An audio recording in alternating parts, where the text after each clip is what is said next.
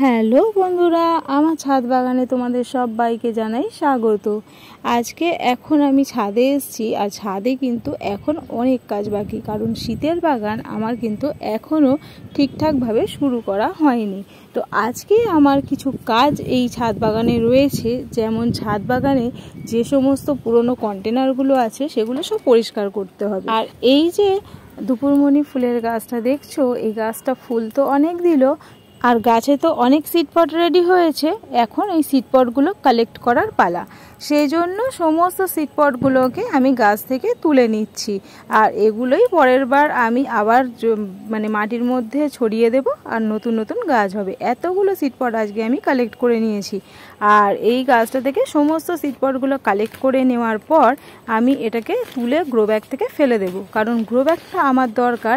আর এই গাছে একটাও আর ফুল হবে না, সেই জন্য আমি এটা তুলে ফেলে দিলাম। আর এইখানে আমার যে বড় বড় থার্মোকলের কন্টেনারগুলো রয়েছে, এগুলোর মধ্যে সব তুলসী গাছ আর কিছু নয়নতারা ফুলের গাছ ছিল, এগুলো আমি সব তুলে ফেলে দিচ্ছি, কারণ এগুলো সব শুকিয়ে গেছে। আর এগুলোর মধ্যেই আমি পালং শাকের বীজ আর বিভিন্ন ধরনের সবজির বীজ কিন্তু লাগিয়ে দেব। আমার বাগানে আমি আলাদা আলাদা কন্টেনারে স্পেসিফিক কিছু নেই যে লাগাই।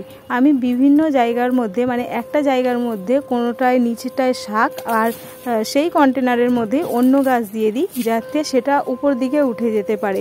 তো ছোট জায়গার মধ্যে গাছ করতে গেলে এইভাবেই আমাকে করতে হয়।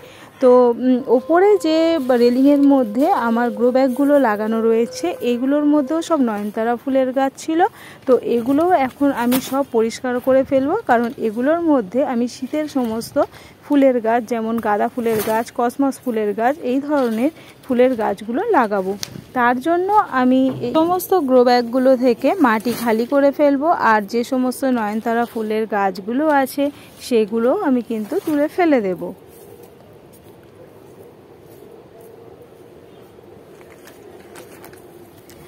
আর এখনই হচ্ছে গাছ বসানোর টাইম, শীতের গাছ। অনেকে অক্টোবর মাস থেকে, অক্টোবরের প্রথম থেকেই লাগাতে শুরু করেছে, কিন্তু আমার একটু লেট হয়ে গেছে, নভেম্বর থেকে লাগাবো। তো যাই হোক, এখন বসালেও আশা করি ভালো ফল পাওয়া যাবে। তো এখানে আমি সমস্ত গ্রো ব্যাগগুলো নাবিয়ে নিয়েছি, বাদবাকি যেগুলো আছে ওগুলো পরে নাবাবো। তো এখন আমি এক একটা করে গ্রো ব্যাগ নিয়ে আসছি, আর এর মধ্যে থেকে সমস্ত মাটিগুলো আমি ঠেলে নেব। আর এই যে মাটিগুলো দেখতে পাচ্ছ, এগুলো আমি শুকনো করতে দিয়ে গেছিলাম। আর এগুলোর মধ্যে সব সবজির খোসা, বাড়িতে যে সবজির খোসাগুলো থাকে সেগুলো দেওয়া ছিল, যেগুলো রোদে শুকিয়ে গেছে। আর ওপরে যে একদম টাটকা সবজির খোসাগুলো দেখছো, ওগুলো আজকেই দিয়ে গেছি। এগুলো সব মাটির সাথে মিশিয়েই আমি গাছগুলো লাগাবো, তাহলে গাছের গ্রোথও কিন্তু ভালো হয়। আর এই যে গ্রো ব্যাগগুলোর মধ্যে সব নয়নতারা ফুলের গাছ লাগানো ছিল, সেই নয়নতারা ফুলের গাছগুলো কিন্তু আমি তুলে ফেলে দিচ্ছি। হ্যাঁ, গাছগুলো অনেকটা বড় বড়, তুলতে খারাপ লাগছে, কিন্তু কিছু করার নেই। তো আমি এই গাছগুলো তুলে দিচ্ছি। আর নয়নতারা ফুলের গাছ নিয়ে কোনো চিন্তা নেই, কারণ নয়নতারা ফুলের গাছ তো আপনা হতেই গ্রো হবে, কারণ আমার ছাদ বাগানে এত পরিমাণে নয়নতারা ফুলের গাছ রয়েছে। আর তার যে পরিমাণে বীজ মাটিতে পড়েছে, গরম না পড়তে পড়তে আবার সারা বাগান নয়নতারা ফুলের গাছের জঙ্গল হয়ে যাবে। তো সেটা নিয়ে চিন্তা নেই, কিন্তু এত বড় বড় গাছ তুলতে একটু খারাপ লাগছে আমার। কিন্তু এগুলো যদি নাও তুলি, এত তো আমার কাছে টব বা গ্রো ব্যাগ নেই যে আমি এগুলো রেখে দিয়ে আবার অন্যভাবে অন্য কোনো জায়গায় গাছ লাগাতে পারবো। সেই জন্য আমাকে এগুলো তুলতেই হচ্ছে। এদিকে আমার ছাদ বাগানটাও একেবারে নোংরা হয়ে রয়েছে। যতদিন না পর্যন্ত এই শীতের গাছগুলো লাগানো কমপ্লিট হবে, ততদিন আমার পক্ষে কিছু করা সম্ভব হচ্ছে না। আর টাইমেরও হাতে যথেষ্ট অভাব রয়েছে, সেই জন্য এই গাছগুলো লাগিয়ে নেওয়ার পরই তারপরে আমি ছাদ বাগানটা পরিষ্কার করব।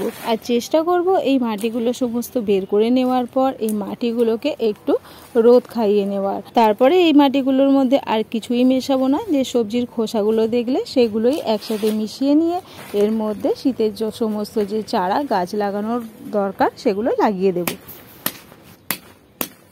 আর আজকে এইটুকু কাজই আমি করব, এরপরে আজকে আর কোনো কাজ হবে না। তো আজকের ভিডিওটা তোমাদের কেমন লাগলো জানিও। যদি ভিডিওটা ভালো লেগে থাকে তাহলে ভিডিওটাকে লাইক করো, শেয়ার করো। আর যদি আমার এই চ্যানেলের ভিডিও তোমাদের ভালো লেগে থাকে তাহলে আমার এই চ্যানেলটাকে সাবস্ক্রাইব করে দিও। Thank you.